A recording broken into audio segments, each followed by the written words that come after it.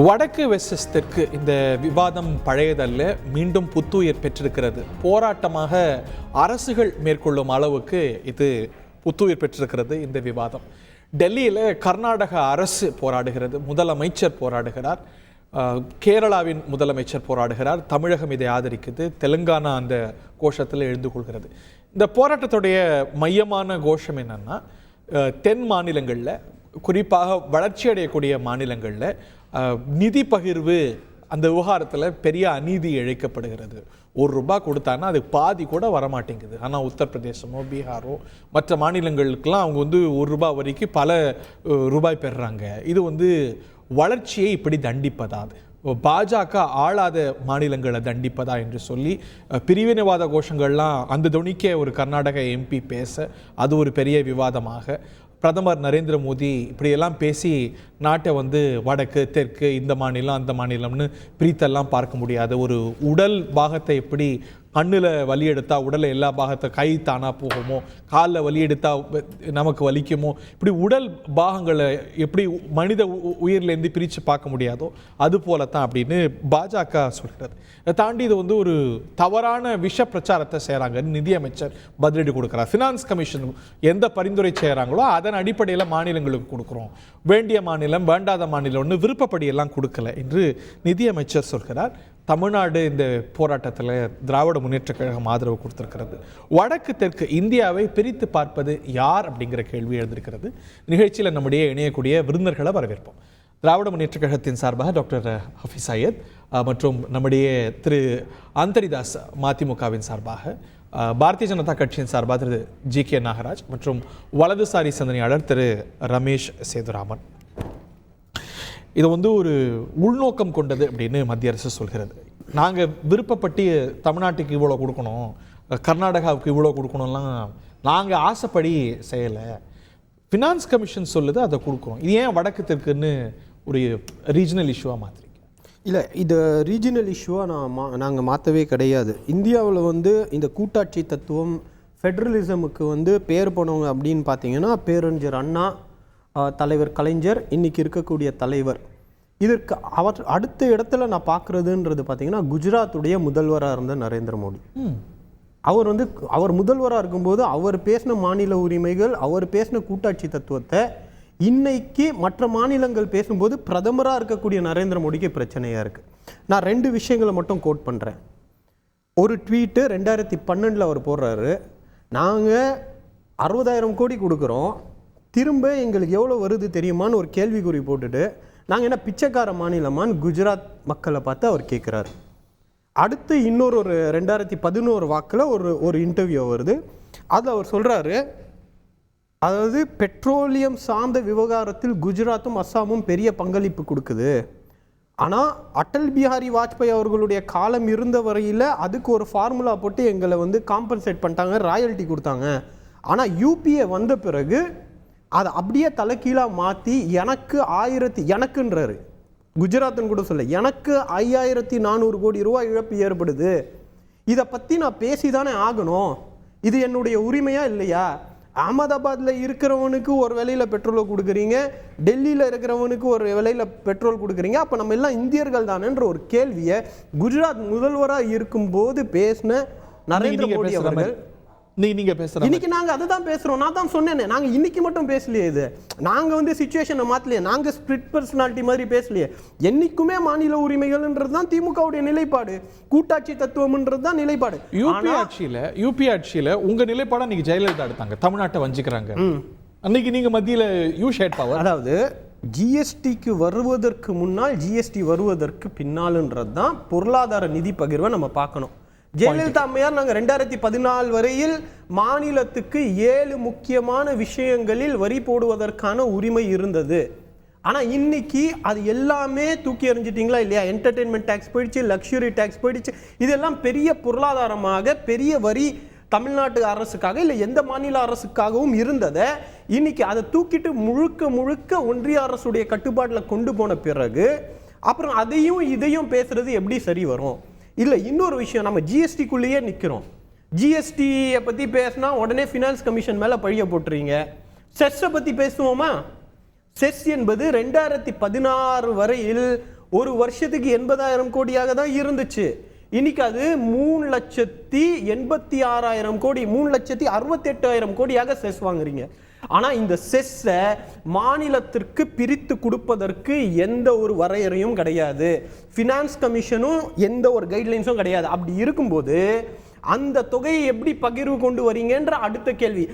எந்த காரணத்துக்காக வாங்குறீங்களோ அது வேணா, அது வந்து சட்டப்படி நிறைவேற்றி ஆகணும். நீங்க ஸ்வச் பாரத்னா ஸ்வச் பாரத் தான், ரோடுனா ரோடு தான். ஆனா எந்த மாநிலத்துக்கு எப்படி பிரித்து கொடுக்கணும் அப்படின்றது முழுக்க முழுக்க ஒன்றிய அரசுடைய முடிவு.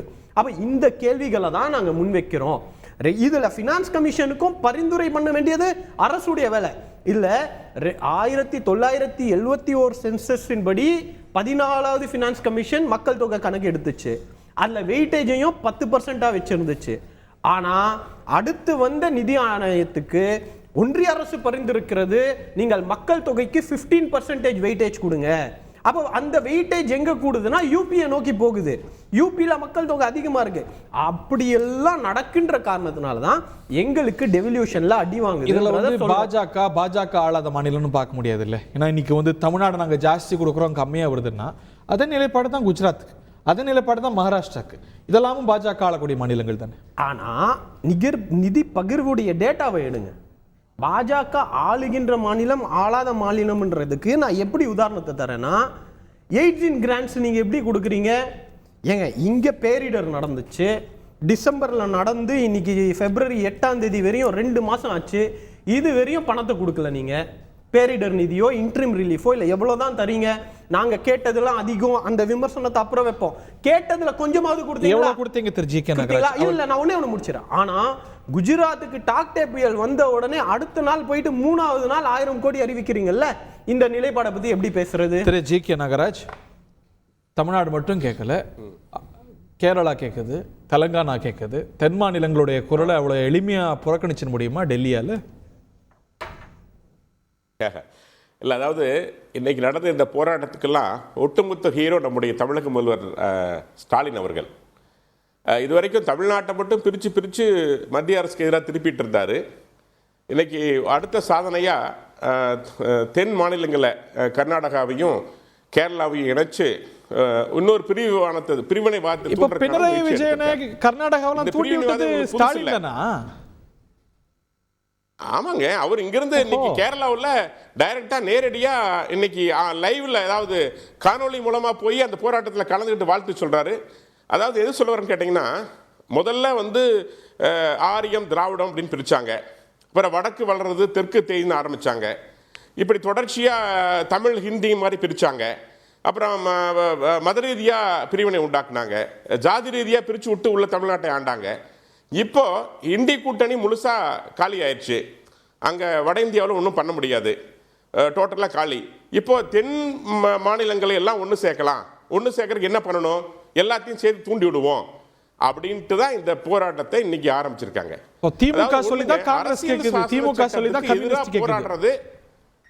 அவங்க தான் மாஸ்டர் மைண்ட்னு கருதுறீங்க? ஏங்க இவர் இங்கிருந்து நான் பேசி முடிச்சிடுறேன் சாரிகரன். இங்கிருந்து அவர் கேரளா போனாரு, மாநாட்டில் கலந்துக்கிட்டாரு, முல்லை பெரியாரை பத்தி பேசல.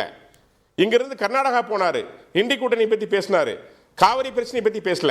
ஆனா இப்போ 3 மாநிலங்களையும் ஒருங்கிணைச்சு மத்திய அரசுக்கு எதிரான போராட்டத்துக்காக பேசுறாரு. இதுதான் சொன்னா கேட்குதுன்னு கேட்குறீங்களா? அதான் இவர். ஏன்னா இவங்க கேரளா எதுவும் கேட்கறது இல்லை, தமிழக உரிமையை பத்தி பேசுறது இல்லை, கர்நாடகா தமிழ் உரிமையை பத்தி பேசுறது இல்லை, மத்திய அரசுக்கு எதிராக தூண்டி விடுறது இல்லை. இந்த முயற்சியை சிறப்பாக செய்யறாரு. இதுதான். இன்னொன்னு, இவங்க செய்யறது எல்லாமே திமுக செய்யறது அரசியல் அமைப்பு சட்டத்துக்கு எதிரானது. எப்படி? ஆர்டிகல் 218 படிதான் தெளிவா ஃபைனான்ஸ் கமிஷன் அமைக்கப்பட்டு 15th ஃபைனான்ஸ் கமிஷன் படி ஒவ்வொரு மாநிலத்துக்கும் நிதி ஒதுக்கப்படுது. எவ்வளவு பர்சன்டேஜ் நான் சொல்றேன் கேட்டுக்கங்க. நீங்க சொல்றீங்கல்ல, வெஸ்ட் பெங்காலுக்கு 7.52%, ராஜஸ்தானுக்கு 6%, ஒடிசாவுக்கு 4.528%, பீகாருக்கு 10%, ஆந்திராவுக்கு 4%, தமிழ்நாடுக்கு 4.09%. இதை விட தொழிலில் சிறந்து விளங்குகின்ற குஜராத்துக்கு 3.478%. தமிழ்நாட்டை விட குறைவுதான். குஜராத் போராடுறாங்களா? நான் கேட்கிற ஒண்ணே ஒண்ணு, உங்களுக்கு தமிழ்நாட்டை காப்பாற்றுகின்ற திறன் இல்லை. நீங்க முதல்ல தமிழ்நாட்டு சுயசார்பில் நிக்கணும். எந்த பொது துறை நீங்க லாபகரமா இயக்கிறீங்க? பிரச்சனை. இன்னும் நான் சொல்ல வரேன், நீங்க ஃபர்ஸ்ட் கான்செப்ட் தப்பு. ஏதோ மாநில அரசுகிட்ட இருந்து வரி விதிக்கிறது இல்ல, மத்திய அரசு மாநில அரசுக்கு வரி விதிக்கிறது, அந்த வரியை எடுத்து மாநிலங்களுக்கு பிரித்து கொடுக்கிறது. இதுதான் ஒன்றுபட்ட இந்தியா. நிறைய ரயில்வே இருக்கு, பொது சேமிப்பு இருக்கு, பொது கட்டுமானங்கள் இருக்கு, ராணுவம் இருக்கு, எத்தனையோ விஷயங்கள் இருக்கு. இதையெல்லாம் பார்க்கின்ற வேலையை இந்திய அரசு மத்திய அரசு செய்து கொண்டிருக்கிறது. நீங்க பிரிவினைவாதத்திற்காக செய்கின்ற வேலை தான் அது. தேர்தல் வந்துருச்சு, தேர்தலுக்காக மக்களை தூண்டுகின்ற வேலையை திமுக திமுக பேசுற டோன்ல தானே நரேந்திர மோடி குஜராத் சீஃப் மினிஸ்டரா பேசினாரு. அவர் பேசினா மாநில உரிமை, இங்க பேசினா பிரிவினைவாதமா? அன்னைக்கு ஆட்சி செய்து காங்கிரஸ்ங்க, காங்கிரஸ் சரியா செய்யல. சரியா செய்திருந்தா அந்த கேள்வி வந்திருக்காது. அதாங்க, ஆமாங்க. அன்னைக்கு காங்கிரஸ் எவ்வளவு ஊழல் பண்ணாங்க, இன்னைக்கு வெள்ளை அறிக்கையில் கொடுத்திருக்காங்க. 2G ஸ்பெக்ட்ரம்ல இருந்து, நிலக்கரி ஊழல் இருந்து எத்தனை ஊழல், நிர்வாக சீர்கேடு யார் செய்தது? 63 ஆண்டு காலம் ஆண்டு ஆட்சி செய்தவர்கள் காங்கிரஸ் சரியா செஞ்சாங்களா? திமுக பேசுறாங்களே 18 வருஷம் கூட இருந்தாங்க, ஏன் மாத்தல? ஆர்டிகல் 280 நீங்க மாத்தி இருக்கணும். இது வந்து ஒரு அரசாங்கம் மாற்றக்கூடியது அல்ல, எல்லாரும் சேர்ந்து மாற்ற வேண்டியது. அதை செய்ய தவறிவிட்டது. இந்த கடந்த 10 ஆண்டு காலத்துல கெட்டுப்போன பழைய வண்டி என்கிற இந்தியாவை, ஊழலால் சீரழிக்கப்பட்ட, காங்கிரசால் சீரழிக்கப்பட்ட இந்தியாவை பாரத பிரதமர் மோடி அவர்கள் கடுமையாக உழைத்து நம்ம பெருமையா பேசுறோம். எவ்வளவு கேவலமா கெட்டுப்போன வண்டிலாம் சொல்லாதீங்க. இந்தியாவை எவ்வளவு கேவலமா பேசுறாங்க. அரசாங்கத்தை பண்ணிருக்கீங்க. உங்க ராகுல் காந்தி இந்தியாவை பற்றி பேசியது என்ன? நீங்க ராகுல் காந்தி இந்தியாவை பற்றி வெளிநாட்டுல பத்தி பேசுனது என்ன? இல்ல பாராளுமன்றத்தில் உங்களுடைய ராகுல் காந்தி நடந்து கொண்ட விதம் என்ன? வெளிநாடுகளில் சென்று ராகுல் காந்தி இந்தியாவை பற்றி பேசியது என்ன? நான் தான் கேக்குறேன். மோடி பேசலையா? நாட்டுல பிறக்க அதை சீரமைக்க ஒரு காலத்துல வந்து வெட்கப்பட்டாங்க செய்து கொண்டிருக்கின்றார். எதுங்க மோடி பேசலையா? சவுத் கொரியால இந்தியால பிறகு ஒரு காலத்துல வெக்கப்பட்டாங்க அப்படின்னு சொல்லிட்டு இந்தியாவை கேவலப்படுத்துறது, வெளிநாடுகள்ல போயிட்டு இந்தியா மருத்துவர்களை கேவலப்படுத்துறது, கமிஷன் வாங்கி மருந்து எழுதுறாங்க, கமிஷன் வாங்கி டெஸ்ட் எழுதுறாங்க, இந்திய மருத்துவ சமூகத்தை வெளிநாட்டுல போய் கேவலப்படுத்திட்டு இருக்கீங்க. இப்போ வந்து இந்தியா கெட்டு போச்சா? இந்தியாவுடைய பாரம்பரியம் 65 ஆண்டு ஜனநாயகம் இருந்ததே பெரிய விஷயம். பக்கத்துல இருக்கக்கூடிய நாடுகள்லாம் இன்னைக்கு எந்த சீரழிவுல இருக்கு? அன்னைக்கு ஆட்சி செய்த பெரிய பாதிப்பு வந்தது காங்கிரஸ் ஆட்சியில. அந்த எமர்ஜென்சிக்கு பிறகு அது ஒண்ணுதான், அது ஒண்ணு கடந்த 60 வருஷம் இங்க ஜனநாயகம் இருப்பதற்கு எவ்வளவு போராடி இந்தியாவை காப்பாத்தினாங்க. நான் காங்கிரஸ் மீது வக்காலத்து வாங்குறேன். இந்தியாவை கேவலப்படுத்தாதீங்க. அற்ப அரசியல் லாபத்துக்காக இந்தியாவை கேவலப்படுத்தாதீங்க. காங்கிரஸ் ஆட்சியில எமர்ஜென்சி கொண்டு வரப்பட்டது. நீங்க இந்தியாவை நீங்கள் கேவலமாக வைத்திருந்தீர்கள். அதை சரி பண்ணுகின்ற பணியை நாங்கள் செய்து கொண்டிருக்கின்றோம். இதே எமர்ஜென்சியில இதே காங்கிரஸ் உங்கள் மீது எமர்ஜென்சியில படுத்திய பாடு என்ன? உங்க முதல்வர் பாதிக்கப்படலையா? கண்ணீர் விட்டு கதறினீங்களே, யார் செய்தது? காங்கிரஸ் விமர்சிங்க சார். காங்கிரஸ் நாங்களும் தான் சேர்ந்து விமர்சிக்கிறோம் எமர்ஜென்சிக்காக. அதுக்காக இந்தியா கேவலமா இருந்துச்சுன்னு சொல்றதெல்லாம் எவ்வளவு பெரிய அபத்தம் தெரியுமா? இதுதான் உண்மையான ஆன்டி இந்தியன் ஆட்டிட்யூட். நீங்க நான் சொல்றேன், கேவலமாக நீங்க அப்படி ஃபோக்கஸ் பண்ணீங்க இந்தியாவை. நாங்க பண்ணவே கிடையாது. தீவிரவாதத்தை ஊக்குவிச்சது யார்? இதெல்லாம் நாகராஜ் மரியாதையா கண்ணியத்தோட அவதூறுகளை பேசாதீங்க. நீங்க தான் கொலையாளிகளுக்கு மாலை போட்டு ஜெயிலுக்கு வாசல்ல போய் மாலை போட்டு உங்களுடைய ஒன்றிய அமைச்சர்கள் தீவிரவாதிகளை ஊக்குவிக்கிறதெல்லாம் போற போக்குல அடிச்சிட்டு போகாதீங்க. என்னங்க பேசுறீங்க? குறைந்தபட்ச நாகரிகத்தோட ஒரு ஃபேக்டோட ஒரு டேட்டாவோட பேசுங்க. காங்கிரஸ் பாகிஸ்தான் அமைச்சரை சந்தித்தது ஏன்? நீங்க அது பதில் சொல்லுங்க பிரதர். ஏங்க நான் காங்கிரஸ்காரனா? நான் காங்கிரஸ்காரனா? அமைச்சர்களை ஏன் பாத்தீங்க? நாங்க காங்கிரஸ்காரனா? நான் கேக்குறேன், நீங்க கூட்டணியில் இருக்கீங்கல்ல? ஏன் நான் காங்கிரஸ்காரனா? எமர்ஜென்சி பத்தி பாராட்டி பேசுறீங்க. இல்ல நவாஸ் ஷெரீஃப் வீட்டு கல்யாணத்துக்கு கூட பிரதமர் பண்ணாங்க. நவாஸ் ஷெரீஃப் வீட்ல கூப்பிடாம போய் சால்வ கொடுங்க. இதே காங்கிரஸ் நீங்க தான் தூண்டி விட்டு இருக்கீங்க. இன்னைக்கு இல்ல சொல்லி காங்கிரஸ் இருக்கீங்க. நவாஸ் ஷெரீஃப் வீட்டு கல்யாணத்துக்கு நவாஸ் ஷெரீஃப் கூப்பிடாம தானே போய் இறங்கின பிரதமர் மோடி ஏன் பாகிஸ்தான் நவாஸ் ஷெரீஃபை போய் பார்த்தாரு? ஏன் அடல் பிஹாரி வாஜ்பாய் முஷரஃபை கூப்பிட்டு கிரிக்கெட் மேட்ச் பார்த்தாரு? இது ரெண்டு கண்ட்ரிக்கு நடுவுல இருக்கக்கூடிய டிப்ளமேட்டிக் இஷ்யூ. அது சம்மிட், அது ஆக்ரா சம்மிட். இல்ல அது டிப்ளமேட்டிக் இஷ்யூங்க. அதுக்கும் இதுக்கும் என்ன சம்பந்தம் இருக்கு? பிரைவேட் கெபாசிட்டில போறது கேக்குறேன். நீங்க இன்னைக்கு கர்நாடகாவையும் கேரளாவையும் ஒருங்கிணைச்சிருக்கீங்க. ஏன் தமிழ்நாட்டுடைய பிரச்சனைக்காக ஆந்திரா கிட்ட போகல, கேரளா கிட்ட போகல, கர்நாடகா கிட்ட போகல? இப்ப மட்டும் ஏன் நீங்க எல்லாத்தையும் தூண்டி விட்டு அரசியல் பண்ண வைக்கிறீங்க? ரொம்ப சுருக்கமா தெளிவா தெரியுது. ரொம்ப சுருக்குமா? இல்ல என்ன பிரச்சனைக்கு கர்நாடகா ஏங்க காவேரி இஷ்யூவை கர்நாடகா கிட்ட பேச முடியாது. இவங்க இவ்வளவு சொல்றாங்கல்ல, அவங்க தானே முரண்டு பிடிக்கிறாங்க. அவங்க முரண் பிடிக்கிறாங்க. நாங்க சுப்ரீம் கோர்ட் போனோம்ல, வாட்டர் போர்ட்ல போய் பிரச்சனை தீர்க்கிறோம்ல. சரி, இவ்வளவு பேசக்கூடிய நாகராஜ் அண்ணாமலை போய் கர்நாடகால பிரச்சாரம் பண்ணார்ல, அங்க போய் பேசிட்டு வர வேண்டியது தமிழ்நாட்டுக்காக. கர்நாடகா பாஜகவுக்காக போய் ஓட்டு கேட்டார்ல, எந்த பசவராஜ் பொம்மை தண்ணி கொடுக்க மாட்டேன்னு சொன்னாரோ அவருக்காக போய் ஓட்டு கேட்டார்ல, அந்த அண்ணாமலையோட நிலைப்பாடு என்ன? அந்த பாஜகவுடைய நிலைப்பாடு என்ன? சிவகுமார் தர மாட்டேங்கிறாரு. அந்த சிடி ரவியோட நிலைப்பாடு என்ன? எப்படி அறிங்க? அதுக்கு தான் அங்க போய் சுப்ரீம் கோர்ட்ல எங்க வேலையை பார்த்துக்கிட்டு இருக்கிறோம். அங்க போய் காவிரி வாட்டர் போர்ட் மாநிலத்துல போய் பேசிக்கிட்டு இருக்கிறோம். இத சொல்ற நாகராஜ் அண்ணாமலையோட நிலைப்பாடு என்ன காவிரி விவகாரத்துல? ஏன் பசவராஜ் பொம்மை கிட்ட போய் ஓட்டு கேட்டீங்க? அவர்தான் தண்ணி கொடுக்க மாட்டேன்னார்ல, நீங்க சிவகுமார் ஓட்டு கேட்டீங்கல்ல. இன்னைக்கு சிவகுமார் என்ன தரேங்கறாரா? அவர் தராரோ சித்தராமையா தரேங்கறாரா? ஆனா ஒரே நிமிஷம் ஹரி, அதுக்கு தான் சுப்ரீம் கோர்ட்ல போய் அந்த பிரச்சனையை வாங்கிட்டு இருக்கோம். ஆனா நாங்க அந்த குற்றச்சாட்டு வைக்கல. நீங்க ஏன் போய் கர்நாடகா கிட்ட வாங்கலன்னு குற்றச்சாட்டு வைக்கிறவங்களுக்கு கண்ணாடியை காட்டுறோம், அவ்வளவுதான். திரு நாகராஜ் ரொம்ப சுருக்குமா? முதலமைச்சர் கேட்டாரா? தமிழக முதலமைச்சர் கேட்டாரா? பேசினாரா? நான் கேக்குறேன். சுப்ரீம் கோர்ட்ல கேட்க முடியும் இல்ல, லீகல் ரூட்டுக்கு போய் நீங்க சட்டசபையில தீர்மானம் போட்டீங்களான்னு கேக்குறேன். போட்டாங்க. சட்டசபையில தீர்மானம் போட்டாங்க. எங்க போட்டீங்க தீர்மானம்? காவிரிக்கு போட்டாங்க. எடப்பாடி பழனிசாமி அவர்கள் சொல்ற போடலையே நீங்க. இல்ல, காவிரிக்கு போட்டாங்க. காவிரிக்கு போட்டாங்க. அப்ப வானதி சீனிவாசன் கூட வெளியில செஞ்சாங்களே. எடப்பாடி அவர்கள் சொல்றாங்க நீங்க தண்ணீர் இல்ல. எடப்பாடி அவர்கள் சொல்றாங்க இங்க இருந்து நீங்க இண்டி கூட்டணிக்கு பேச போறீங்க. நேரடியா போய் ஏன் கேட்கல? எம்ஜிஆர் போய் கேட்டாரு, ஜெயலலிதா அவங்க போய் கேட்டாங்க. இன்னைக்கு நதிநீர் மேலாண்மைங்கிற ஆயுதம் கையில கொடுத்திருக்கிறோம், வலிமையான ஆயுதம். அதை நீங்க பயன்படுத்தி இருக்கலாம். அந்த ரூட் தான் பயன்படுத்துறாங்க. அங்க அது சொல்லி கிடைக்கலங்கும்போது சுப்ரீம் கோர்ட்டுக்கு போறாங்க. முல்லை பெரியார் பாருங்க, அது சுப்ரீம் கோர்ட் போக வேண்டிய விஷயம் அல்ல. நதிநீர் மேலாண்மை வாரியம் அமைக்கப்பட்டது. அந்த வாரியம் சொல்லியும் கேட்கலங்க கர்நாடகா. எங்க அதுக்கு பசவராஜ் பொம்மை போராட்டம் பண்ணது தெரியுமா தெரியாதா? தண்ணி தரமாட கூடாதுன்னு பசவராஜ் பொம்மை போராட்டம் பண்ணது தெரியுமா தெரியாதா? தாரா மாட்டேன்னு சொன்னது ரெண்டு பேரும் ஒண்ணுதான். காங்கிரஸும் பாஜகவும் ஒண்ணு. அதுக்காக தான் நாங்க நீதிமன்றத்துல போய் நின்னோம். கர்நாடகா காங்கிரஸும் கர்நாடகா பாஜகவும் ஒண்ணு. அதனால தான் நாங்க நீதிமன்றத்துல கூட்டாளி ரெண்டு பேரும் ஒண்ணுனா அதுல ஒருத்தர் கூட்டாளி. அதுல நாகராஜோட கட்சியை சேர்ந்த ஒருத்தர்ன்றதே சொல்லுங்க. உங்க ஆளுங்க இருக்காங்கல்ல. ஏங்க அதுக்காக தாங்க நாங்க நீதிமன்றத்துல போய் A2 தான் பெரிய குற்றவாளின்றாரு. அதுதான் இங்க நகைச்சுவையான விஷயம். A1 A2 மாத்தி மாத்தி வந்துட்டு இருக்காங்க. இப்ப நிலைப்பாடுக்கு வாங்கங்க. இப்ப இருக்கிற சிச்சுவேஷன்ல பசவராஜ் பொம்மையோட நிலைப்பாடு என்ன? தண்ணி கொடுக்க மாட்டேன். அந்த பசவராஜ் பொம்மைக்கு எலெக்ஷன் கோஆர்டினேட்டரா போனது யாரு? தமிழ்நாட்டுல இருந்து பாஜகவுடைய தலைவர். அவர் போய் தண்ணிக்காக பேசினாரா? அந்த நேரத்துல தமிழ்நாட்டுடைய பொறுப்பாளரா இருந்தது சிடி ரவி, கர்நாடகாக்காரு. அவர் சொன்னாரு தண்ணி தர முடியாதுன்னு. அவங்க அதிகாரம் இன்னைக்கு யார் இருக்கா? ஹரி, நீங்களும் அவர் மாதிரியே கேட்டுட்டு இருந்தீங்கன்னு வச்சுக்கோங்க. நான் ஒரு வாட்டி சொல்லிட்டேன், இத நீதிமன்றத்துல தான் சால்வ் பண்ண முடியும். இன்னொரு ஒரே ஒரு எக்ஸாம்பிள் சொல்றேன். மகாராஷ்டிராக்கும் கர்நாடகாவுக்கும் பார்டர் டிஸ்பியூட் இருக்கு. ஓகேவா? ரெண்டு மாநிலத்திலும் கர்நாடகா பிஜேபி தான் ஆண்டு இருந்துச்சு. தொடர்ந்து வந்து கொண்டிருந்தது. மழை பெஞ்ச ஆண்டெல்லாம் வந்து இல்ல சார், வராத வருஷம் தான் பிரச்சனை.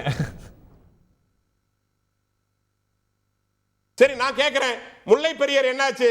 ஏன் இவர் பேசல? கேரளா போனார்ல, முல்லை பெரியார்ல என்ன பிரச்சனை? 5 மாவட்டங்கள் வாழ்வாதாரம் பேசினாரா? இப்ப என்ன பிரச்சனைன்னு சொல்லுங்க. இது சும்மா வாட்ஸ்அப்ல படிச்சிட்டு வரதெல்லாம் இல்ல. என்ன பிரச்சனை? முல்லை பெரியார்ல எங்க தோத்துச்சு? மதுரை மாவட்டங்கள், தேனி மாவட்டங்கள்லாம் தண்ணி வரும் பிரதர்.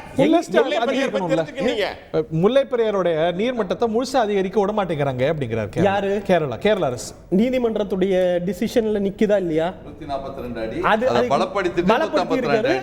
அவ்வளவுதான். இதுக்கு மேல என்ன வேணும்? என்ன பிரச்சனை? இல்லாத பிரச்சனையை உருவாக்கிக்கிட்டே இருக்கிறது பாஜகவுடைய வேலை. என்ன பிரச்சனை? ஸ்பெசிஃபிக்கா சொல்றது யாரு? முல்லை பெரியார என்ன பண்ணனும் என்ன பண்ணலன்னு சொல்லுங்க. கண்ட்ரோல்ல அணை இருக்குது. ஏங்க அது வந்து தண்ணீர் தேக்க விடல. நீங்க யார் விடல? தண்ணீர் தேக்கணும் விடணும். ஆணைப்படி தேக்க விடணும். பேபி அணையை மாற்றணும். அது நீதிமன்றம் மானிட்டர் பண்ணிட்டு இருக்கிற விஷயம். நீங்க தான் செய்யணும் அது பிரதர். ஓகே, தமிழ்நாடு அரசு செய்யல. தீர்ப்பு படிங்க தயவு செய்து. ஓகே, தண்ணி 5 மாவட்டத்துக்கு தண்ணி இல்ல. பூமி காய்ந்து கொண்டிருக்கிறது. தொடர்ந்து போராடுற மதிமுக டீம் கேட்போம். அதை தாண்டி இதுக்கெல்லாம் போராடுறது சரி, அதை வந்து டேக்கிங் எக்ஸ்ட்ரீம்லி ஃபாருங்கிற மாதிரி ஒரு காங்கிரஸ் எம்பி பேசின வார்த்தைகள்லாம் எவ்வளோ கடுமையானது, எவ்வளோ தவறானது, ரொம்ப ஜாஸ்தியாக கொண்டு போயிட்டு இருக்கோம் அந்த போராட்டம். அதாவது நாகராஜ் சார் சொன்னார், அண்ணா ஒரு காலத்தில் சொன்னது தான் இப்போ மறுபடியும் தலைப்பு செய்தி ஆயிருக்கு. வடக்கு வாழ்கிறது தெற்கு தேய்கிறதுன்றது தான் உண்மை. ஏன்னா இப்போ மதசார்பின்மை மாத்திரமல்ல, ஜனநாயகம் மாத்திரமல்ல, கூட்டாட்சி மாத்திரமல்ல, பொருளாதார இறையாண்மை என்கின்ற 4 தூண்களும் ஜனநாயகத்துக்கு இருக்குது.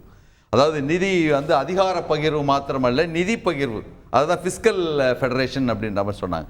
ஆனால் கடந்த 10 ஆண்டுகளில் கேரளாவுக்கு வர வேண்டிய 57,000 கோடியையும், இதில் கர்நாடகாவுக்கு வர வேண்டிய 60,000 கோடியையும், தமிழ்நாட்டுக்கு வர வேண்டிய 20,000 கோடி நிறுத்தி வச்சிருக்கிறது மாத்திரமல்ல, தெற்கில் இருக்கின்ற 5 மாநிலங்களிலே 29 கோடி பேர் இருக்காங்க. ஆனால் அவங்களுக்கு தந்த நிதி வந்து 1,90,000 கோடி. ஆனால் வெறும் 25 கோடி பேர் இருக்கின்ற உத்தரப்பிரதேசத்துக்கு மாத்திரம் தந்த இது எவ்வளவுன்னா 3 லட்சம் கோடி. அது மாத்திரம் கிடையாது. நீங்க 14th இந்த ரேஷியோ வந்து யூபி ஆட்சி காலத்துல வேற மாதிரி இருந்தது. அவங்க வேற மாதிரி டீல் பண்ணாங்களா சதன்? இல்ல, அதுதான் தொடர்ந்து வடக்கு வாழ்கிற தெற்கு வஞ்சிக்கப்பட்டு கொண்டு தான் இருக்குதுன்றது தான் எங்களுடைய கருத்து. இல்ல, போராடுறவங்க வேற மாதிரி எப்படி டீல் பண்ணாங்க? இல்ல, போராடல, எல்லாத்தையும் தான் போராடுறாங்க. அவங்க சொன்னாங்க முல்லை பெரியாறுல ஒரு இஷ்யூவும் கிடையாது. 142 அடி வந்து தேக்கணும். அதுக்கு பிறகு பேபி அணையை பலப்படுத்திட்ட பிறகு 152 உயர்த்தலான்றாங்க. அந்த ப்ராசஸ் தான் இப்போ போயிட்டு இருக்கு. அதான் அதுல ஒரு இஷ்யூ இல்லை. கர்நாடக பசவராஜ் பொம்மையை விட்டுருங்க. கர்நாடக சம்பந்தமா தமிழ்நாடு சட்டமன்றத்தில் தீர்மானம் போடும்போது இவங்களுடைய வானதி சீனிவாசன் வெளிநடப்பு பண்ணாங்க. அது யாருக்காக வெளிநடப்பு பண்ணாங்க நமக்கு தெரியல. அது அவங்ககிட்ட தான் வச்ச கோரிக்கை என்னன்னா அதுல வந்து கர்நாடக அரசையும் கண்டிக்கணும் அப்படின்னு. ஆமா, கர்நாடக கண்டிக்கிறது கண்டிக்கிறதா இருந்தா நாங்க எங்க கோர்ட்டுக்கு உச்சநீதிமன்றத்துக்கு போறோம். நீர்வளத்துறையும் ஜல்சக்தி அமைப்புக்கு ஏன் போய் நாங்க சண்டை போட்டுட்டு இருக்கோம்? அது ஒண்ணு. 14th ஃபைனான்ஸ் கமிஷனை பத்தி சொன்னாங்க. 14th ஃபைனான்ஸ் கமிஷன்ல என்ன பரிந்துரை அறிக்கை கொடுத்திருக்குது அப்படின்னு சொன்னா, ஒட்டுமொத்த வருமானத்துல 42% மாநிலங்களுக்கு பகிர்ந்து கொடுக்கணும்னு. ஆனா இதுக்கு நரேந்திர மோடி ஒத்துக்கவில்லை. ஏன் ஒத்துக்காம என்ன பண்ணாங்கன்னா, செஸ்ஸையும் சர்சார்ஜையும் தோட சொன்னார்ல, செஸ்ஸையும் சர்சார்ஜையும் அதிகப்படுத்த. அதாவது 2017-18 செஸ் சர்சார்ஜ்ல வந்த அமௌண்ட் வந்து 2,66,000 கோடி தான். ஆனா இப்ப எவ்வளவு வருதுன்னா 4,99,000 கோடி. ஏன்னா செஸ்லயும் சர்சார்ஜும் நமக்கு கொடுக்க வேண்டிய அவசியம் இல்லை, மாநிலம் கொடுக்க வேண்டிய அவசியம் இல்லை. 42% கொடுக்க கூடாது என்பதற்காக வேண்டும் என்று திட்டமிட்டு செஸ்ஸையும் சர்சார்ஜையும் உயர்த்தி இன்றைக்கு கட் செஞ்சிருக்காங்க. சொன்னாங்க நாட்டு உற்பத்தியில வந்து 9.16 தமிழ்நாட்டினுடைய உற்பத்தி இருக்குது. ஆனா அவங்க திருப்பி கொடுக்கிறது 4.97. அதே உற்பத்தி தான் உத்தரப்பிரதேசம் கொடுக்குது. ஆனா அவங்களுக்கு திருப்பி கொடுக்கும்போது 17.39%. பலவீனமான மாநிலங்கள் அப்படிதான் நம்ம டீல் பண்ணிருக்கோம். உதாரணத்துக்கு தமிழ்நாட்டில் வந்து வளம் கொழிக்கக்கூடிய இடங்களா, மேனுஃபேக்சரிங்லாம் முன்னிலை இருக்கக்கூடிய கோயம்புத்தூரும் சென்னையும், பலவீனமான தர்மபுரியோடைய கிருஷ்ணகிரியோட ஷேரை நம்ம பகிர்ந்துக்கிறோம்ல, அந்த மாதிரி தானே? இல்லை, இதுக்கு மாத்திரம் தமிழ்நாட்டினுடைய நிதி வேணும், மற்றதுக்கெல்லாம் வந்து நிதி வேணான்னு என்ன அர்த்தங்க? எங்கள் மொழி வளர்றதுக்கு நாங்கள் நிதி கேட்குறோம். ஆனால் வந்து எங்களை விட 22 மடங்கு செத்துப்போன மொழி பாடையில ஏற்றிய மொழி 24,000 பேர் பேசுகின்ற சமஸ்கிருதத்துக்கு வந்து 22 மடங்கு அதிகமாக தர்றீங்க. இது என்ன நியாயம்? செப்பு மொழி 18 உடையால் எனின் சிந்தனை ஒன்றுடையான்னு சொல்றோம்ல. யூபிஎல் வேற மாதிரி கொடுத்தாங்களா? எது யூபிஎல் வேற மாதிரி கொடுத்தாங்களா? சமஸ்கிருதத்துக்கு கம்மியாக கொடுத்தாங்களா? இல்ல, சமஸ்கிருதத்துக்கு கொடுத்தது தான் நாங்க சொல்றோம். சமஸ்கிருதத்துக்கு இவங்க ஜாஸ்தியா கொடுக்கறாங்க. யூபிஎல் காங்கிரஸ் யூபிஎல் இந்த அளவுக்கு எல்லாம் கிடையாது. இதே இந்த அளவுக்கு பார்த்தா சமஸ்கிருதத்துக்கு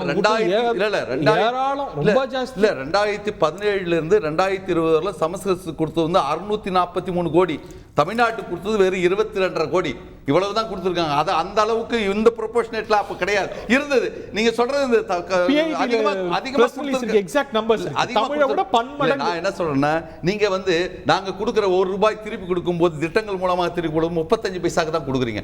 உத்தரப்பிரதேசல ₹1 நீங்க திருப்பி கொடுக்கும்போது திட்டங்களா திருப்பி கொடுக்கும்போது 71 பைசா கொடுக்குறீங்களா? அது ஏன் கேட்கிறோம். தமிழ்நாட்டுக்கு கம்மியா கொடுக்குற மாதிரி தானே குஜராத்துக்கும் கொடுக்குறாங்க. தமிழ்நாட்டுக்கு கம்மியா கொடுக்குற மாதிரி தானே மகாராஷ்டிராக்கும் கொடுக்குறாங்க. இது பிஜேபி ஆள்ற மாநிலம் வடக்கு தெற்கு. தமிழ்நாட்டுல இது வெறும் 37,000 கோடி கேட்டிருக்காங்க. என்ன கொடுத்தாங்க? வெறும் பேரிடர் நிதிக்கு வழக்கமாக கொடுக்குற 450 கோடி 450 கோடி 900 கோடி தான் கொடுத்துருக்காங்க. தோழர் சொன்னார்ல, குஜராத்ல இது மாதிரி பேரிடர் வந்தப்ப ஒரு 3வது நாளே கொண்டு போய் 1000 கோடி கொடுக்குறாங்க. இது வேறலாம் கொடுத்த 37,000 கோடி இல்ல தமிழ்நாடு கேட்டஸ்ல எவ்வளவு கொடுத்திருக்காங்க? இத்தனைக்கும் வந்து நிபுணர் குழு எல்லாம் வந்து அறிக்கை கொடுத்த பிறகு என்ன கொடுத்திருக்காங்க? பாரபட்சம் பாக்குறீங்கன்னா மாச கணக்காட்சி இன்னும் கொடுக்கலங்கிற கேள்வி எழுந்திருக்கு. திரு ரமேஷ் சேதுராமன் இதோட நியாய அநியாயங்கள்லாம் ஃபர்ஸ்ட் செக்மெண்ட்ல எல்லாரும் பேசினாங்க. Politically it cost the BJP இல்லை. இன்னைக்கு வந்து கருத்து கணிப்புகள்லாம் பார்த்தாலும் கூட வடக்கில், மேற்கில், இன்னும் சொல்ல போனால் பகுதி கிழக்கில் கூட அவங்க தேர் டூயிங் வெல். எனக்கு தெற்கு அப்படிங்கிறது இட்ஸ் சேலஞ்ச் ஃபார் பிஜேபி. இன்னைக்கு இந்த மாநிலங்களில் இந்த மாநில கட்சிகளோ காங்கிரஸோ ஸ்ட்ராங்காக இருக்குது. இந்த நெரேட்டிவ் இங்கே ஸ்ட்ராங்காக எடுபடும் தானே, அது தொடர்ந்து எதிரொலிக்குது தானே பொலிட்டிக்கலி ஸ்பீக்கிங். இல்ல, வடக்கு வாழ்கிறது தெற்கு தேய்கிறது கடந்த காலங்கள்ல எல்லாம் வந்து சொல்லப்பட்டது அப்படின்னா ஓகே. அதுக்கப்புறம் இந்த கட்சிகள் எல்லாமே யார் யாரெல்லாம் குற்றம் சொல்றாங்களோ அவங்க இந்த கூட்டணிகள் அமைத்து அவங்க எல்லாம் 10 வருஷம் கிட்டத்தட்ட யூபிஏ வச்சுக்கணும். கம்யூனிஸ்ட் இருந்திருக்காங்க கூட்டணியில, திமுக இருந்திருக்கு, அதே நம்ம இதுல தெலுங்கானா, இந்த மாதிரி வரிசையா நம்ம சொல்லிக்கொண்டே போகணும். அப்படி இருக்கக்கூடிய நிலையில காங்கிரஸ் இந்த மாதிரி எல்லாத்தையும் சொல்லிக்கொண்டே போனாங்க. அவங்க எல்லாம் ஏன் தெற்குக்கு அப்ப பண்ணலைங்கிற ஒரு கேள்வி வருதா இல்லையா? அப்ப வடக்கு வாழ்கிறது தெற்கு தேய்கிறது அப்படின்னு நீங்க சொன்னீங்கன்னா உங்க ஆட்சி காலத்திலையும் நீங்கள் இங்கே அப்போ எல்லாருக்குமான ஒரு மக்கள் விரோத செயலை செஞ்சிருக்கீங்கன்னு ஒத்துக்க. அப்போ அதுதானே நியாயம். ரெண்டாவது முக்கியமான விஷயம், இப்போ ஒரு ஆளுங்கட்சியில இருக்கும்போது ஒரு ஸ்டேட் இதுல இருந்தா ஒரு வார்த்தை சொல்றாங்க, இல்ல எதிர்கட்சியில இருந்தா. நான் என்ன கேட்கிறேன், கடந்த காலங்கள்ல நீங்க எல்லாம் செய்தது என்ன? இன்னொரு கேள்வி கேட்கப்படுது. எவ்வளவு நாள் நீங்க தான் என்ன சொல்றீங்க, இருங்க வடக்கு வாழ்கிறது தெற்கு தேய்கிறதுன்னு சொல்றாங்க. நீங்க ஆனா என்ன சொல்றீங்க, வடக்கில் இருக்கக்கூடிய முக்கியமான ஸ்டேட் பிமார் ஸ்டேட்னு சொல்றீங்க. அங்க பெரும்பாலும் ஆட்சியில இருந்தது யாரு? ரெண்டாவது பிமார் ஸ்டேட்னு சொன்ன கோமுத்ரா ஸ்டேட்னு வேற இவங்க எம்பி பேசுறாங்க. அப்போ இந்த மாதிரி அதாவது எங்கெங்கெல்லாம் வளர்ச்சி திட்டங்கள் இன்னைக்கு எல்லாமே இங்க நல்லா இருக்கு, இண்டெக்ஸஸ் எல்லாம் சொன்னா நீங்க ஒரு விஷயமும் புரிஞ்சுக்கணும். நார்த் ஈஸ்ட் எல்லாம் இவங்க யூபிஏ காலகட்டத்துல டிஃபென்ஸ் மினிஸ்டரா இருந்த ஏகே அந்தோனி அவர்கள் பேசும்போது சொல்றாரு, நார்த் ஈஸ்ட் ஸ்டேட் டெவலப் பண்ணாம வச்சிருக்கிறது ஸ்ட்ராட்டஜின்றாரு. என்னன்னா செக்யூரிட்டி ஸ்ட்ராட்டஜியா. இன்னைக்கு ஆனா பிரச்சனை என்ன, கடைசியில நீங்க பண்ணாததுனால இன்னைக்கு அவங்களுக்கு பணம் அலோகேட் பண்ணணும் இல்லையா? நீங்க நேஷனல் ஹைவே ரோட்ஸ் பாருங்க, எல்லாத்தையும் பாருங்க. இன்னொன்னு, யூபிக்கு 3 மடங்கு நீங்க பைசா கொடுக்குறீங்க. ஏங்க அங்க 3 மடங்கு பாப்புலேஷனுங்க, அதனால 3 மடங்கு பைசா. அந்த மாநிலம் புரியல. பாப்புலேஷன் கம்மியா வச்சுக்கிறதுக்கு பனிஷ்மெண்டா? பாப்புலேஷனை வச்சு இங்க பைசா கொடுக்கப்படுதுங்கிறது ஒரே ஒரு பர்சன்டேஜ் மட்டும்தான். அதை விட்டுட்டு நீங்க பாத்தீங்கன்னாக்க அது எவ்வளவு பெரிய ஸ்டேட் எல்லாத்தையும் நீங்க ஃபேக்டர் பண்ணணும்ல. இப்ப நீங்க கேட்டது என்ன, ஒழுங்கா கடைபிடிச்சது தமிழ்நாடு அரசு தெற்குல உள்ளவங்க சார் வாங்கும் போது மட்டும்தான் பாப்புலேஷனா? அவங்க கொடுக்க மாட்டாங்களா? 3 மடங்கு பாப்புலேஷன் இருக்குன்னா அவங்களும் கூடுதலா கொடுக்கணும்ல. அப்ப ஃபேமிலி பிளானிங் ஒழுங்கா கடைபிடிக்கிறது அவங்க தரப்படி சார். இருங்க ஒரு நிமிஷம் கரெக்டா கேட்டீங்க. இப்போ பாப்புலேஷன் இன்னைக்கு நேத்து வளர்ந்துடல இல்லையா? 2014 அது கிடையாது சார்.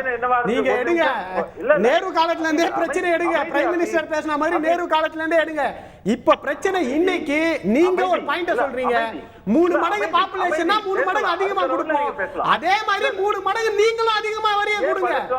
இல்ல ஏன் பதட்டம், அமைதி. நான் பேசுறேன், நீங்க கேட்ட கேள்விக்கு பதில் வரல. இல்ல வரேன், வேற சொல்றேனே. பாப்புலேஷன் எப்பல இருந்து இருக்கு?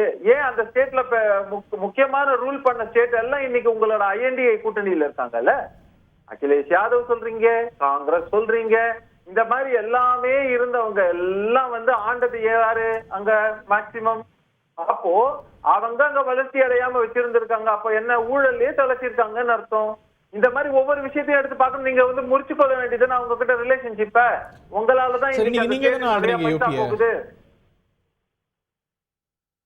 நீங்க போய் பண்ண வேண்டியதானே? ஏன் அவங்க கூட கொஞ்சம் கொலாவிட்டு ஐயோ பணம் போகுது அப்படின்னா என்னைக்கா இருந்தாலும் எந்த மத்திய அரசுக்கும் பொறுப்பு இருக்குல்ல, அவங்களுக்கும் செலவு செய்ய வேண்டியது. செய்யறாங்களா இல்லையா? செய்யணுமா இல்லையா? நீங்க நார்த் ஈஸ்ட் மக்களுக்கு இழைக்கப்பட்ட நீங்க சமூக நீதினு பேசுறீங்கன்னா அங்கே இழைக்கப்பட்ட அநீதிக்காக இன்னைக்கு அவங்களுக்கு கொஞ்சம் வளர்ச்சி திட்டங்கள் செய்யப்படுதுன்னா அதை நீங்க வரவேற்கணுமா இல்லையா? நீங்க என்ன சொல்றீங்க? இழுத்துக்கிட்டு உட்காராதீங்க. யூபி பீகார பத்தி பதில் சொல்லுங்க சார். யூபி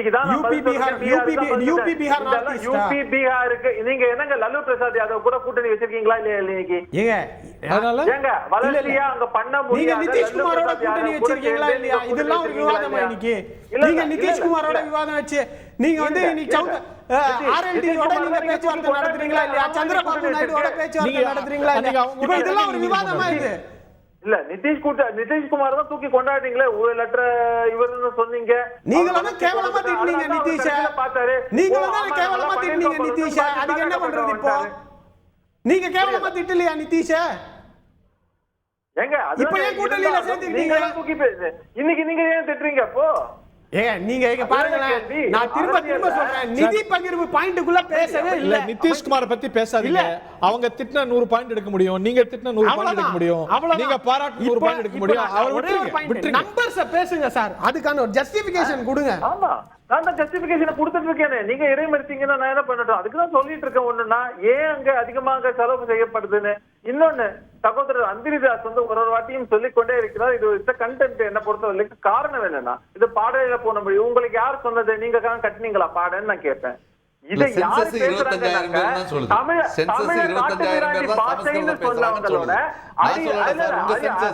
அந்த அடியொற்றி வந்தவர்கள்லாம் தமிழ வந்து காட்டுமிராண்டி பாஷைன்னு சொல்லிட்டு இங்கிலீஷ பேசுங்கன்னு சொன்னவரோட அடியொற்றி வந்தவர்கள் இன்னைக்கு தமிழ் தமிழ்ன்றாங்க.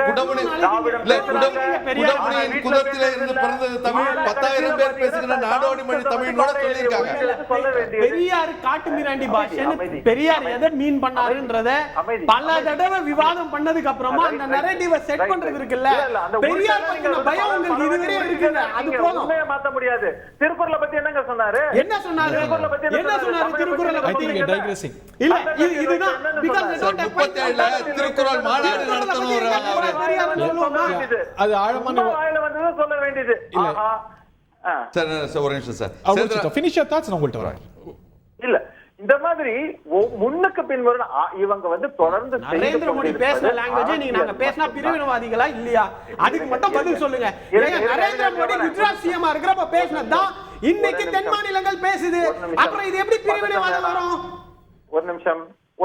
நீங்க ஒரு எக்ஸாம்பிள் சொன்னீங்க, டாக்டர்ஸ பத்தி சொன்னாங்க. இது இல்லங்கிறதுல முக்கியமான ஒரு விஷயம் என்னன்னா, இது வந்து மீடியாலே வந்திருக்கு. பல சர்ஜரி 50% மேலான நிறைய சர்ஜரிகள் வந்து காசுக்காக தப்பா செய்யப்படுதுன்னு வந்து ரிப்போர்ட் டேட்டா எடுத்தாரு. இதெல்லாம் மருத்துவ சமூகத்தை மோடி கேவலப்படுத்துறது நீங்க அதிகமா படுத்துறீங்க. இதை ஒத்துக்கவே முடியாது. இது அப்படி நடந்துச்சுன்னா உங்களுடைய ஒன்றிய அரசாங்கம் வேடிக்கை பார்த்துட்டு இருக்கு அர்த்தம். நடவடிக்கை எடுங்க. அது உண்மையா இருந்தா நடவடிக்கை எடுங்க. இது ரிப்போர்ட். என்ன ரிப்போர்ட்? அது என்ன ரிப்போர்ட்? என்ன ரிப்போர்ட்? கிரெடிபிலிட்டி என்ன இருக்கு அதுக்கு? Private hospitals perform fake surgeries. எந்த பேப்பர்? சரி, உங்க ஒன்றிய அரசு என்ன நடவடிக்கை எடுத்துச்சு? ஒட்டுமொத்த மருத்துவ சமூகத்தை உட்கார்ந்து கேவலப்படுத்திட்டு அதெல்லாம் ஒத்துக்கவே முடியாது. அப்படிலாம் யாருமே பண்றது இல்லைங்க. அதுக்கும் 50% போயிட்டாரு. 50%, 1-2 கிடையாது, 50%. குஜராத் மெடிக்கல் டீம் வந்து நல்லபடியா இங்க வந்து ஹாஸ்பிடல்ஸ் எல்லாம் இருக்குதுன்னு சொல்லி சர்டிஃபை பண்ணிட்டு போயிருக்காங்க. சார் சேதுராமன் சார் வந்து ஒன்றை வந்து ரீடிங் பிட்வீன் தி லைன்ஸ், அதாவது வடக்கு பேசல ரெண்டு பேரும் இன்னைக்கு வடக்கு வாழ்றது தெற்கு தேய்க்கிறது வந்து பதில் சொன்னா நான் டாபிக் உள்ள பேசல. அப்ப நீங்க பேசுறது டாபிக் இல்லையா? சார் உங்க டாபிக்லயே வரேன் சார், உங்க டாபிக்லயே வரேன் சார். சேதுராமன் உங்களுக்கு அப்ப நீங்க ஒத்துக்குங்க, நீங்க டாபிக் வெளில சார் நான் டாபிக் உங்க டாபிக் தான் வரேன் சார். அவரு வடக்கு வாழ்றது தெற்கு தேய்க்கிறது வந்து ராங் சென்ஸ்ல பேசுறாருன்னு நினைக்கிறேன். நாங்க எந்த சென்ஸ்ல சொன்னோம் அப்படி சொன்னா நிதி ஒதுக்கீட்டுல வந்து தேய்கிறது அப்படின்னு தான் சொன்னமே தவிர, மத்திய அரசுடைய சென்ட்ரல் ஸ்டாட்டிஸ்டிக்கல் ஆபீஸ் என்ன சொல்லுதுன்னா, ஜிடிபில தமிழ்நாடு நம்பர் 1, ஜிஆர்ல தமிழ்நாடு நம்பர் 1, ஹாப்பினஸ்ல தமிழ்நாடு நம்பர் 1, ஹெல்த் கேர்ல தமிழ்நாடு நம்பர் 1 சொல்லிட்டு நாங்க வச்சிருக்கோம். இவ்வளவு நிதி ஒதுக்கி இருக்கு இல்லையோ. நாங்க என்ன சொன்னா, பாகுபாடு ஏன் காட்டுறீங்கன்றதான். இமாச்சல பிரதேசத்துல இருக்கின்ற பிலாஸ்பூர்ல 2017 அக்டோபர்ல அடிக்கல் நாட்டினாங்க. அக்டோபர் 2022 தொடங்கிட்டாங்க. ஆனா தமிழ்நாட்டுல ஏன் தொடங்கல 2015 அனௌன்ஸ் பண்ணி 19 அடிக்கல் நாட்டிட்டு இதுவரை ஏன் இல்ல ஏன் ஆமா எய்ம்ஸ் சொல்றேன் இதுவரை ஏன் வெச்சிருக்காங்கன்னு சொன்னா, ஆர்டிஐல போட்டா 12.35 கோடி தான் ஒதுக்கி இருக்காங்க. ஆனா அவங்களுக்கு வந்து ஜிகா, அதாவது ஜிகான்னு சொல்லிட்டு ஜப்பான் இன்டர்நேஷனல் கோஆபரேஷன் ஏஜென்சி சொல்லிட்டு அவங்க நிதி ஃபண்ட் கொடுத்திருக்காங்க. ஜிடிபில 2வது இடத்துல இருக்கிற தமிழ்நாட்டுக்கு ஃபண்ட் கொடுக்க மாட்டாங்க. ஆனா இமாச்சல பிரதேசத்துல இருக்கிற எய்ம்ஸ் கொடுக்கறாங்கன்னா இதுதான் பாரபட்சம்னு சொல்றோம். ரமேஷ் சுருக்கமான மத்தவங்க கேட்க பொறுமை இருக்கா? 30 செகண்ட்ல பதில் சொல்லுங்க. 30 செகண்ட்ஸ் எஸ் 30 செகண்ட்ஸ். இதே மாநிலத்துக்கு தான் 12 மெடிக்கல் காலேஜ் மத்திய அரசு கொடுத்திருக்கு. நீங்க உங்க இந்த இதெல்லாம் திறந்து வைக்கப்பட்டதுங்கறத நீங்க நினைக்கிறேன். ஒண்ணு எய்ம்ஸ் பத்தி கேக்குறேன் சார். வரேன் இல்ல நம்மால ராமர் கோயில 2020ல அடிக்கல் நாட்டி 23ல இப்ப செய்ய முடியுது இல்ல. ஒரு எய்ம்ஸ் பத்தி கேக்குறீங்களா? இருங்க, 12 காலேஜை விட்டுட்டீங்க, ஆனா ஒரு எய்ம்ஸ் பத்தி கேக்குறீங்க. சரி வரேன். ஏன் கேட்க முடியாது? ஒரு நிமிஷம் சார். யூபிஏ ஆட்சி காலத்துல இதே கூட்டணி தானே இருந்தீங்க. ஒரே ஒரு எய்ம்ஸ் நீங்க தமிழ்நாட்டுக்கு கொண்டு வந்தீங்களா? நீங்க சார் நீங்க அறிவிச்சிருக்கீங்க sir. we are holding accountable. 2015 அறிவிச்சிருக்கீங்க. ஒரு நிமிடம். அடடா, மாத்தி மாத்தி பேசிட்டே இருந்தீங்கன்னா, அதாவது என்னன்னா பேசணும்னு நான் பதில் சொல்லணும்னா கொஞ்சம் டைம் கொடுங்க, மூச்சு விடுங்க கொஞ்சம். இதுல என்ன முக்கியமான விஷயம்னா, இப்ப எய்ம்ஸுக்கு கேக்குறீங்க நீங்க. சரிங்க, எய்ம்ஸுக்கு அப்போ முதல்ல என்ன, நீங்க உங்க ஆட்சி காலத்துல எய்ம்ஸ் கொண்டு வரல. இங்க வந்திருக்கிறது கூட இன்னைக்கு பட்ஜெட் பாத்தீங்கன்னா இருக்கக்கூடிய அத்தனை எய்ம்ஸ்ல அதிகப்படியான பட்ஜெட் வந்து இந்த எய்ம்ஸுக்கு இருக்கு. ஏன் உங்க முதல்வர் சொல்லக்கூடாது? நம்ம முதல்வர் ஜப்பானுக்கு போனாரு. ஏன் அங்க போயிட்டு ஏன் இதற்கான நிதியை நீங்க ஒரு வார்த்தை கேட்டுட்டு வந்திருக்கலாம்.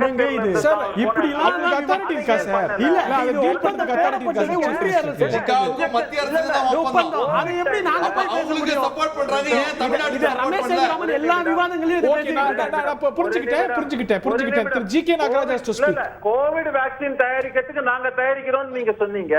அதுக்கு நாங்க வெளிநாடு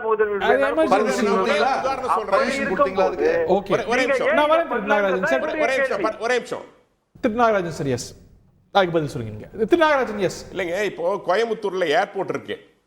ஏர்போர்ட் வந்துங்க கோயம்புத்தூர்ல ரொம்ப சிக்கலான நிலைமை. மக்கள் ஏர்போர்ட்டை நிலத்தை எடுத்துற வேண்டிய பணி மாநில அரசுடைய பணி. கடந்த 3 ஆண்டு காலமா ஏர்போர்ட்டுக்கு நிலம் எடுக்கின்ற பணியை மாநில அரசு செய்து தரவில்லை. இன்னைக்கு மிகப்பெரிய ஹப், இண்டஸ்ட்ரியல் ஹப். அதே தான் எய்ம்ஸ்லயும் நிலமெடுப்பில் வந்து மாநில அரசு காட்டிய மெத்தனம் தான் காலத்தை நீடித்தது. இது காரணம் எல்லாம் மாநில அரசு தான். எல்லாமே இவ்வளவு எய்ம்ஸ் கட்ட நாங்க தமிழ்நாட்டிலேயே லேட் பண்றோம். நிதி ஜப்பான்ல ரெடியா இருக்கு. உங்களுடைய மெத்தனம் அது மட்டும் இல்லைங்க. ஆட்சியில கொண்டு வரப்பட்ட 30க்கும் மேற்பட்ட திட்டங்கள் அடிக்கல் நாட்டு விழா கையகப்படுத்தல் நடத்தலனா எதுக்கு பிரதமர் வந்து அடிக்கல் நாட்டினாரு? அவர்தான் நான் அடிக்கல் நாட்டினாரு. நிலம் முழுசா வேணுங்க. இருக்கிற இடத்துல கட்ட முடியாது. ஒரு நிமிஷம் புரிஞ்சுக்கங்க. அது நிறைய ஏரியா வேணும்.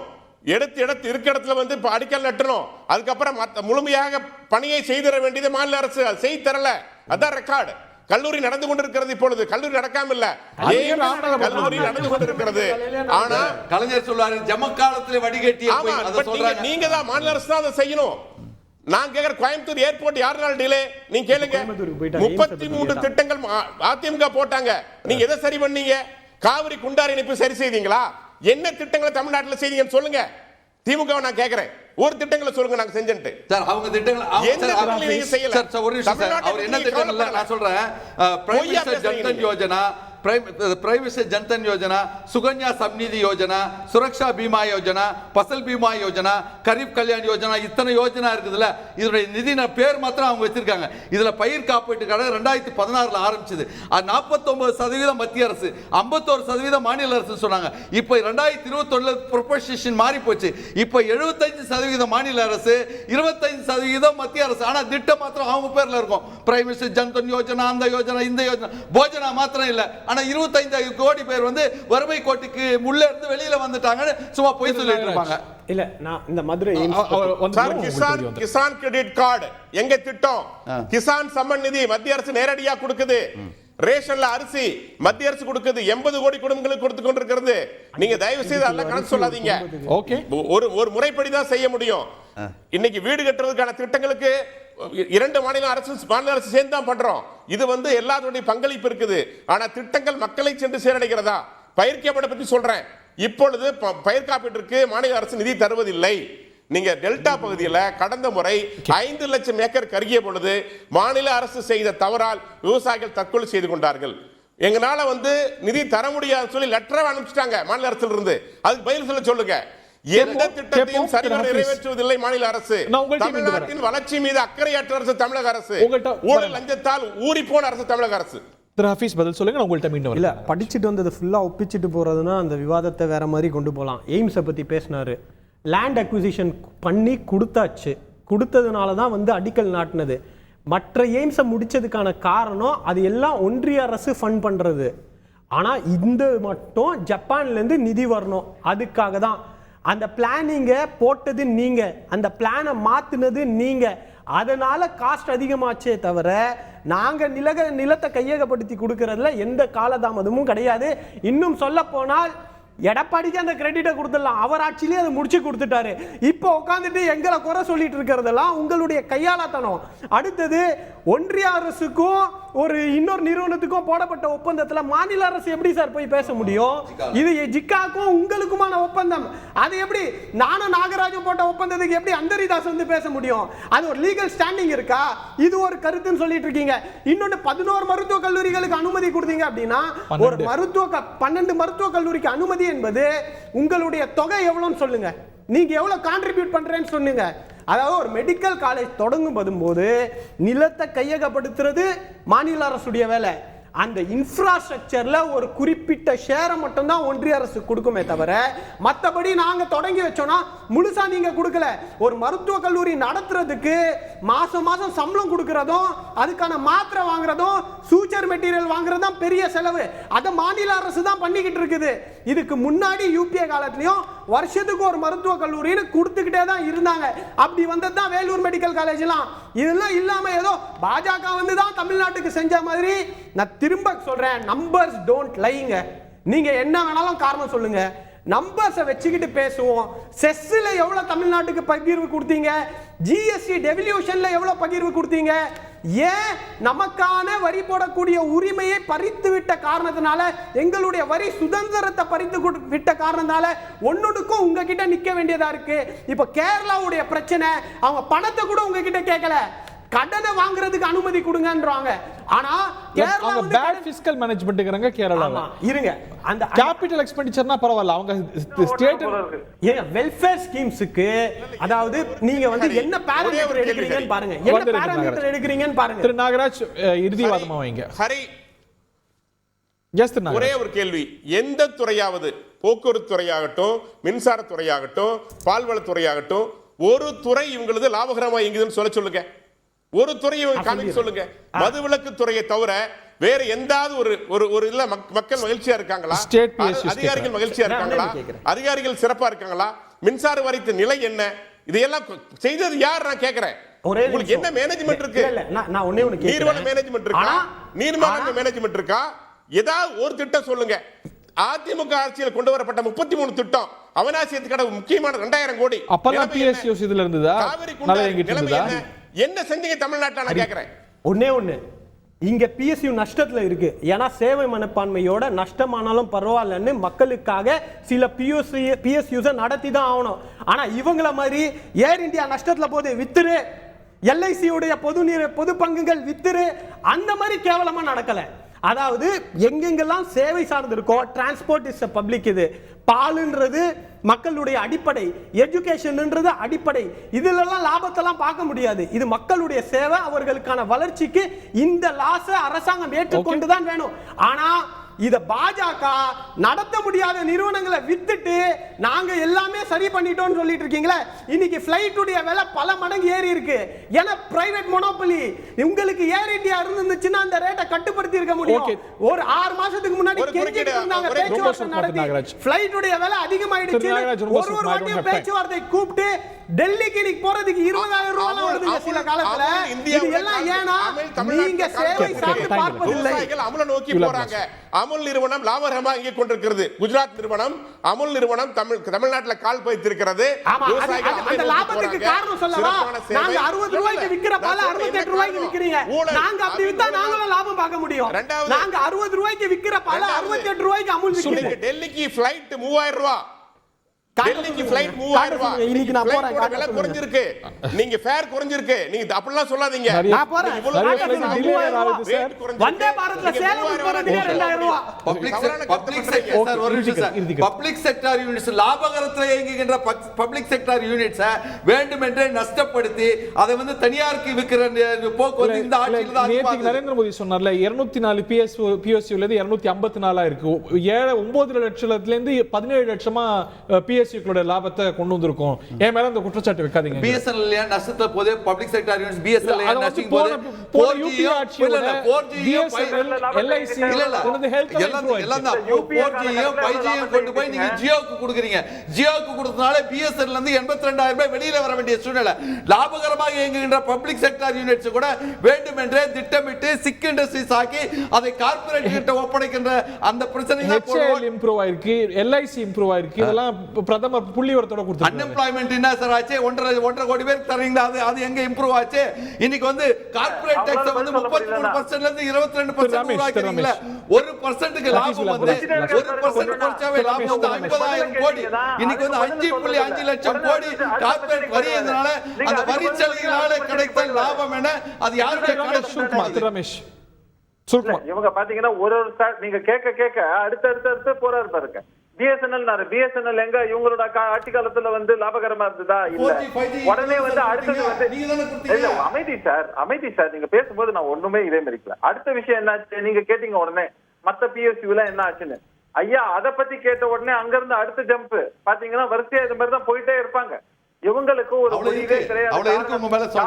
இவங்க ஆட்சி காலத்துல எவ்வளவு லாபகரமாக ஏர் இந்தியாவை நடத்தினார்கள், இவர்கள் ஆட்சியில் கூட்டணி ஆட்சியில் எவ்வளவு லாபகரமாக பிஎஸ்என்எல் நடந்தது.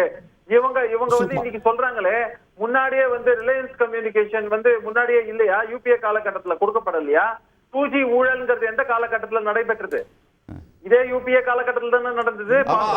ஹைகோர்ட்ல தள்ளுபடி பண்ணிட்டாங்க. அப்பீல் தான் இருக்குது. அது எப்படி பேசுவீங்க? கட்வி கடை என்னது? ஊழலாது. அப்பீல் இருக்கு சார். ஹைகோர்ட்ல வந்து தள்ளுபடி பண்ணிட்டாங்க. மேல்முறையீட்டுல இருக்கு வெளிப்படையா ஏங்க இங்க இருந்து லைசென்ஸ் வாங்கி அடுத்ததுல 50% லைசென்ஸ் வந்து டபுள் ரேட் சார் கோர்ட் சொல்லிச்சு சார். கோர்ட் சொல்லிச்சு தள்ளுபடி பண்ணிச்சு. அப்புறம் என்ன நீங்க பேசுறீங்க? உள்ளாத இத பத்தி கேக்குறவங்க நிலக்கரி ஊழல் என்னங்க ஆச்சு? என்னங்க ஆச்சு? கேன்சல் பண்ணாங்க. அப்படி இல்லனா 2G அலோகேஷன் ஸ்பெக்ட்ரம் இதுல வந்து ஏன் வந்து கவர்மெண்ட் கன்விக்ட் ஆயிருக்கா? ப்ரூவ் ஆயிருக்கா? ஊழலே எது கோர்ட்ல கடைசியா அந்த ஜட்ஜ்மென்ட் எது? அக்விட்டல் தள்ளுபடி பண்ணாத சார். டிஸ்மிஸ். நீங்க ஏங்க நான் என்ன கேக்குறேன், நீங்க வேணா பர்சன்ஸ் வேணா இன்னைக்கு சொல்லிக்கலாம். அது மேல்முறையீடு வரும்போது பாப்போம். வந்துச்சுனா பாப்போம். ஒரு நிமிடம். ஆனா வழக்கை பற்றி பொதுவாக நான் சொல்லும் போது 2G லைசென்ஸ் எதனால கேன்சல் செய்யப்பட்டது? ஓகே. இரண்டாவது நிலக்கரி அலோகேஷன் எல்லாத்தையும் கோல் பிளாக் எதற்காக கேன்சல் செய்யப்பட்டது? அதுல கரப்ஷன் ப்ரூவ் பண்ணிருக்கீங்களா? ஏங்க கரப்ஷன் இல்லாம கோர்ட் எப்படிங்க வந்து பண்ணாங்க? அதுக்கு அப்புறம் அதே கோர்ட்ல கேஸ் நடந்து என்னாச்சு? முறைகேடுனால கரப்ஷன் இன்வால்வ்ட் தானே. ஓகே.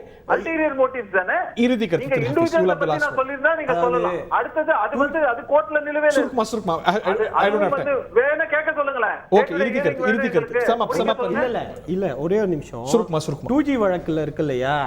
அதாவது பாக்குறப்போ இது ஊழல் மாதிரி தெரியுது, அதனால கேன்சல் பண்ணுவோம்னு சொல்லிடுச்சு. அதுக்கப்புறம் நடந்த வழக்குல ஆதாரமே கிடையாது, அதனால விடுவிக்கிறேன்னு. அதுல 2014 இருந்து 17 வரையும் சிபிஐ, ஏன்னா ஒண்ணு சொல்லுவாங்க காங்கிரஸ் தான் அந்த சிபிஐ, இந்த சிபிஐ உங்க கையில தான் இருந்துச்சு. நான் டாபிக் உள்ள வந்துடுறேன். நம்பர்ஸ் நோட்லை எண்ணிக்கைகள் பொய் சொல்லாது. மக்களுக்கு தெரியும், தமிழ்நாடு மக்களுக்கு தெரியும், இந்த பிரிவினைவாதத்தை துவக்குறதே நீங்க தான். நீங்கள் ஆளாத மாநிலங்களுக்கு ஒரு பார்வையும், நீங்கள் ஆள்கிற உங்களுக்கு வாக்களிக்கக்கூடிய மாநிலங்களுக்கு ஒரு பார்வையும் வச்சு உங்களுக்கு வாக்களிக்கிற மாநிலங்களுக்கு கூடுதல் நிதியை கொடுக்குறீங்க. தமிழ்நாடு தென் மாநிலங்கள் வஞ்சிக்கப்படுகின்றன. ஓகே. அது வந்து இருவேறு பார்வைகள் இருக்கு. இந்த தருணத்தில் நிகழ்ச்சியை நிறைவு செய்தாகணும். நம்பர்ஸ் டோன்ட் லை அப்படின்னு சொன்னீங்க. இந்த நம்பர்ஸ் ஒரு பக்கம் இருக்கு, இன்னொரு நம்பர்ஸும் மக்களுடைய பார்வை, மக்களுடைய ஓட்டு தெரியக்கூடிய நம்பர்ஸ் நமக்கு கிடைக்கக்கூடிய நாட்களும் நெருங்கி கொண்டிருக்கிறது. அது எப்படி வரப்போகுது, நாடு முழுக்க எப்படி வரப்போகுது, இந்த பகுதியில் எப்படி வரப்போகுது, பொறுத்திருந்து பார்ப்போம். நிகழ்ச்சியில் பங்கு பார்த்த நேயர்கள் அனைவருக்கும் நன்றி, வணக்கம்.